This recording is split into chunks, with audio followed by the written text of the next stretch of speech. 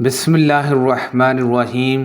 ابو بکر رضی اللہ عنہ نے حجۃ الوداع سے پہلے والے حج کے موقع پر 10ویں ذی الحج کے دن بعد دوسرے لوگوں کے ساتھ مجھے بھی منع میں یہ اعلان کرنے بھیجا تھا کہ اس سال کے بعد کوئی مشرک حج کرنے نہ آئے اور کوئی شخص بیت اللہ کا طواف ننگے ہو کر نہ کرے، اور حج اکبر کا دن 10ویں تاریخ ذی الحج کا دن ہے۔ اسے حج اکبر اس لیے کہا گیا ہے کہ لوگ عمرے کو حج اصغر کہنے لگے تھے۔ تو ابو بکر رضی اللہ عنہ نے اس سال مشرکوں سے جو عہد لیا تھا اسے واپس کر دیا، اور دوسرے سال حجۃ الوداع میں جب ان حضرت صلی اللہ علیہ وسلم نے حج کیا تو کوئی مشرک شریک نہیں ہوا۔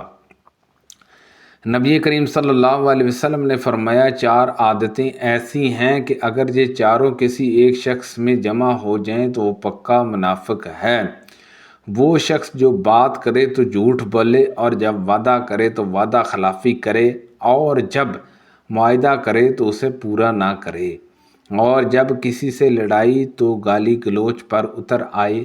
اور اگر کسی شخص کے اندر ان چاروں عادتوں میں سے ایک ہی عادت ہے تو اس کے اندر نافق کی ایک عادت ہے، جب تک کہ وہ اسے چھوڑ نہ دے۔ ہم نے نبی کریم صلی اللہ علیہ وسلم سے بس یہی قرآن مجید لکھا، اور جو کچھ اس ورق میں ہے۔ نبی کریم صلی اللہ علیہ وسلم نے فرمایا تھا کہ مدینہ ارہ پہاڑی اور فلاں قدی پہاڑ کے درمیان تک حرم ہے۔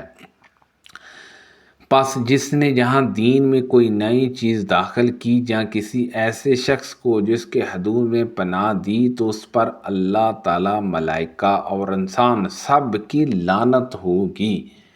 نہ اس کا کوئی فرض قبول اور نہ نفل قبول ہوگا، اور مسلمان پناہ دینے میں سب برابر ہیں۔ معمولی مسلمان عورت یا غلام کسی کافر کو پناہ دے سکتے ہیں، اور جو کوئی کسی مسلمان کا کیا ہوا عہد توڑ ڈالے اس پر اللہ اور ملائکہ اور انسان سب کی لعنت ہوگی۔ نہ اس کی کوئی فرض عبادت قبول ہوگی اور نہ نفل۔ اور جس غلام یا لونڈی نے اپنے آقا، اپنے مالک کی اجازت کے بغیر کسی دوسرے کو اپنا مالک بنا لیا تو اس پر اللہ اور ملائکہ اور انسان سب کی لعنت ہوگی، نہ اس کی کوئی فرض عبادت قبول ہوگی اور نہ نفل۔ اس وقت تمہارا کیا حال ہوگا جب جزیہ اور خراج میں سے نہ تمہیں درہم ملے گا اور نہ دینار۔ اس پر کسی نے کہا کہ جناب ابو ہریرہ رضی اللہ عنہ، تم کیسے سمجھتے ہو کہ ایسا ہوگا؟ حضرت ابو ہریرہ رضی اللہ عنہ نے کہا، ہاں، اس ذات کی قسم جس کے ہاتھ میں ابو ہریرہ کی جان ہے، یہ صادق و مصدق صلی اللہ علیہ وسلم کا فرمان ہے۔ لوگوں نے پوچھا تھا کہ یہ کیسے ہو جائے گا؟ تو آپ نے فرمایا، جب کہ اللہ اور اس کے رسول صلی اللہ علیہ وسلم کا عہد اسلامی حکومت غیر مسلموں سے ان کی جان و مال کی حفاظت کے بارے میں توڑا جانے لگے تو اللہ تعالیٰ بھی ظالموں کے دلوں کو سخت کر دے گا، اور وہ جزیہ دینا بند کر دیں گے، بلکہ لڑنے کو مستعد ہوں گے۔ میں نے ابو وائل سے پوچھا، کیا آپ صفین کی جنگ میں موجود تھے؟ انہوں نے بیان کیا کہ ہاں، میں تھا، اور میں نے سہل بن حنیف رضی اللہ عنہ کو یہ کہتے سنا تھا کہ تم لوگ اپنی رائے کو غلط سمجھو جو آپس میں لڑتے مرتے ہو۔ میں نے اپنے تئیں دیکھی جس دن ابو جندال آیا، یعنی حدیبیہ کے دن، اگر میں ان حضرت صلی اللہ علیہ وسلم کا حکم پھیر سکتا تو اس دن پھیر دیتا، اور ہم نے جب کسی مصیبت میں ڈر کر تلواریں اپنے کندھوں پر رکھیں تو وہ مصیبت آسان ہو گئی۔ ہم کو اس کا انجام معلوم ہو گیا، مگر یہی ایک لڑائی ہے جو سخت مشکل ہے، اس کا انجام بہتر نہیں معلوم ہوتا۔ ہم مقام صفیان میں ڈیرے ڈالے ہوئے تھے، پھر سہل بن حنشاف رضی اللہ عنہ کھڑے ہوئے اور فرمایا، اے لوگو، تم خود اپنی رائے کو غلط سمجھو۔ ہم صلح حدیبیہ کے موقع پر رسول اللہ صلی اللہ علیہ وسلم کے ساتھ تھے۔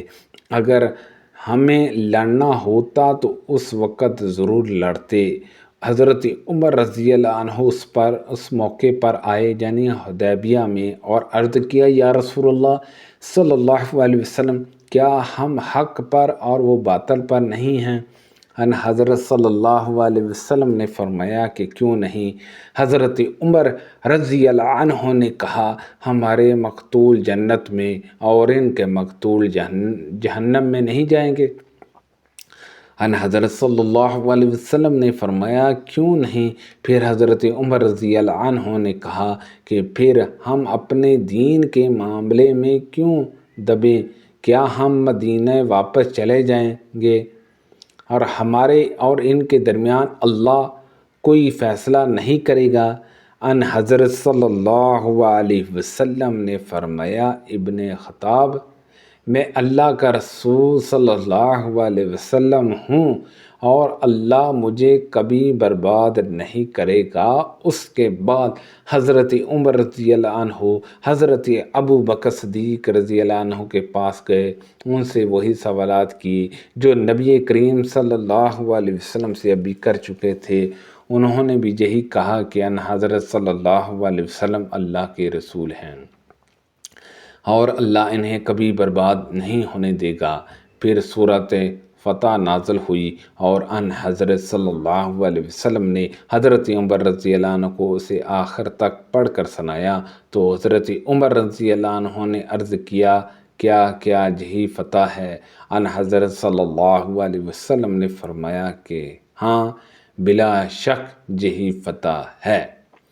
قریش سے جس زمانے میں رسول کریم صلی اللہ علیہ وسلم نے حدیبیہ کی صلح کی تھی، اسی مدت میں میری والدہ قتیالہ اپنے باپ حارث بن مدارک کو ساتھ لے کر میرے پاس آئی۔ وہ سلام میں داخل نہیں ہوئی تھی۔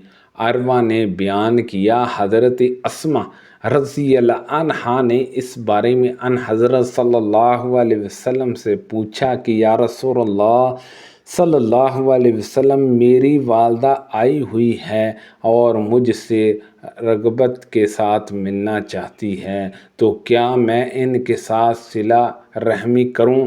ان حضرت صلی اللہ علیہ وسلم نے فرمایا کہ ہاں، ان کے ساتھ صلہ رحمی کر۔ سبحان اللہ عز و جل۔ اللہ پاک سے دعا ہے کہ اللہ پاک ان حدیثوں پر عمل کرنے کی توفیق عطا فرمائے۔ اللہ پاک ہم سب کو صحت و تندرستی عطا فرمائے، آمین، بجاہ النبی الامین صلی اللہ علیہ وسلم۔